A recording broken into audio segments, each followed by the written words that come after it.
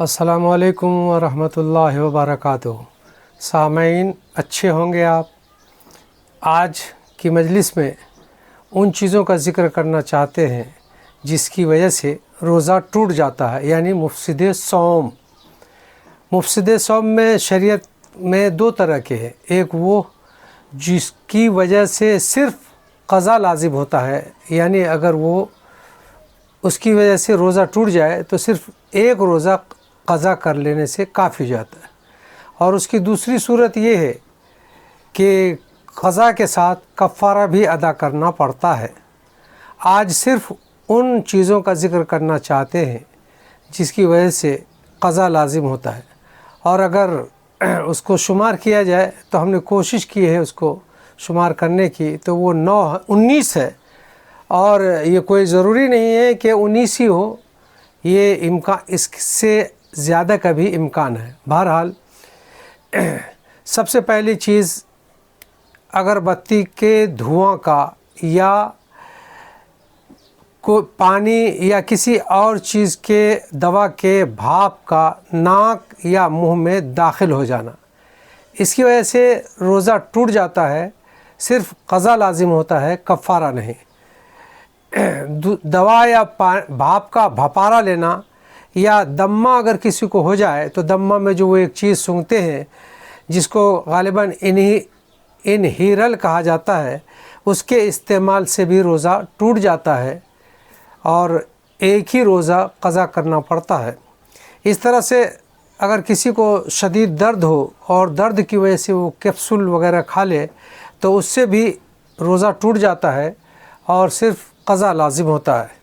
اسی طرح سے جان بوجھ کر قے کرنے سے روزہ فاسد ہو جاتا ہے، قضا لازم ہوتا ہے، کفارہ نہیں۔ اسی طرح سے ناک سے یا منہ سے خون نکلا اور حلق میں چلا گیا تو روزہ ٹوٹ جاتا ہے، کفارہ لازم ہوتا ہے، قضا لازم ہوتا ہے، کفارہ نہیں۔ اسی طرح سے اگر کوئی شخص منہ کے اندر پان دبا کر کے سو گیا اور صبح صادق طلوع ہو گیا تو اس کا روزہ ٹوٹ جائے گا، قضا لازم ہوگا، کفارہ نہیں۔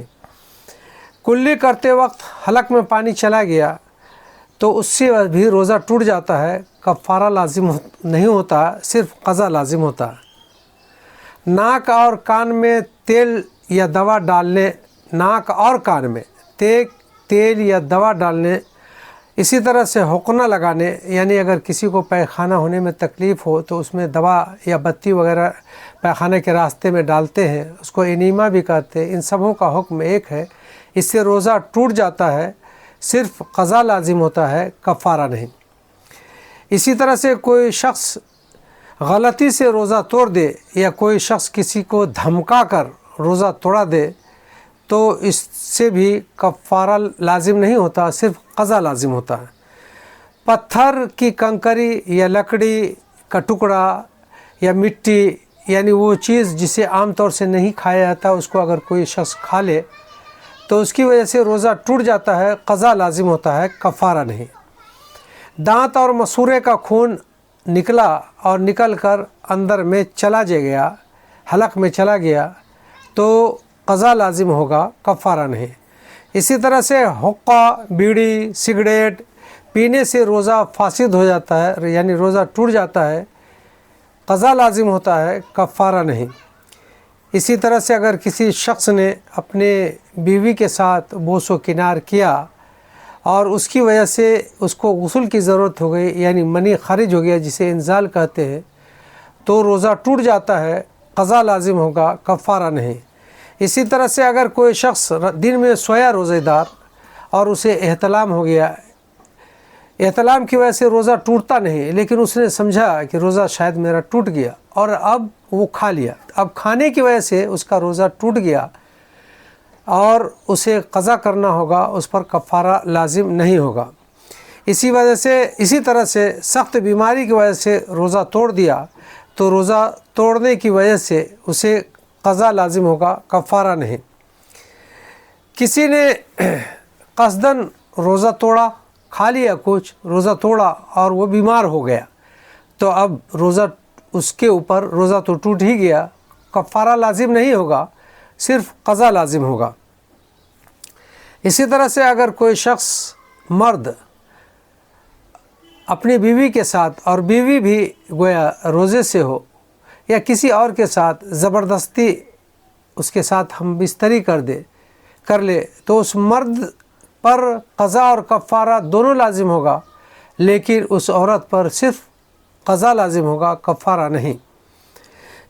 اسی طرح سے عورت کے حمل ہے یا نہیں یا کوئی کسی اور مرض کے لیے ڈاکٹرنی اس کی شرمگاہ میں ہاتھ ڈالتی ہے تو اس کا حکم یہ ہے، اس کی دو صورت ہو سکتی ہے۔ اگر ڈاکٹرنی نے ہاتھ میں کوئی پانی لگایا یا کوئی دوا لگایا اور پھر شرمگاہ میں ڈالا تو اس عورت کا روزہ ٹوٹ جائے گا، قضا لازم ہوگا، کفارہ نہیں۔ لیکن اگر اس نے بغیر کسی ہاتھ میں کچھ لگائے ہوئے پانی یا بغیر دوا لگائے ہوئے شرمگاہ میں ہاتھ ڈالا، کوئی مرض یا حمل ہے یا نہیں اس سے معلوم کرنے کے لیے ڈاکٹرنی شرمگاہ میں ہاتھ ڈالتی ہیں، تو سوکھا ہاتھ ڈالا یا دوا نہیں لگایا تو روزہ بھی نہیں ٹوٹے گا، اور روزہ نہیں ٹوٹے گا تو قضا بھی لازم نہیں ہوگا۔ یہ تھی چند صورتیں جو امکانی حد تک پیش آنے والی تھی۔ اس کے علاوہ بھی اور صورتیں ممکن ہے کہ پیش آئیں، اس لیے آپ جہاں بھی ہوں تو اگر آپ کے ساتھ روزے کی حالت میں کوئی صورت پیش آئے اس کے علاوہ تو معلوم کرنے والوں سے، جاننے والوں سے معلوم کر لیں کہ اس کا شریعت میں کیا حکم ہے۔ اللہ تعالیٰ سے دعا ہے کہ اللہ تعالیٰ ہمیں روزہ رکھنے اور رمضان المبارک کی برکتوں سے بھرپور استفادہ کرنے کی توفیق عنایت فرمائے۔ آخری میں عرض ہے، اگر آپ ہمارے چینل پر نئے ہیں تو سبسکرائب کریں، لائک کریں اور شیئر بھی کریں ثواب کی نیت سے۔ اللہ تعالیٰ آپ کو اس کا اجر عظیم عطا کرے گا۔ وما علینا الا البلاغ۔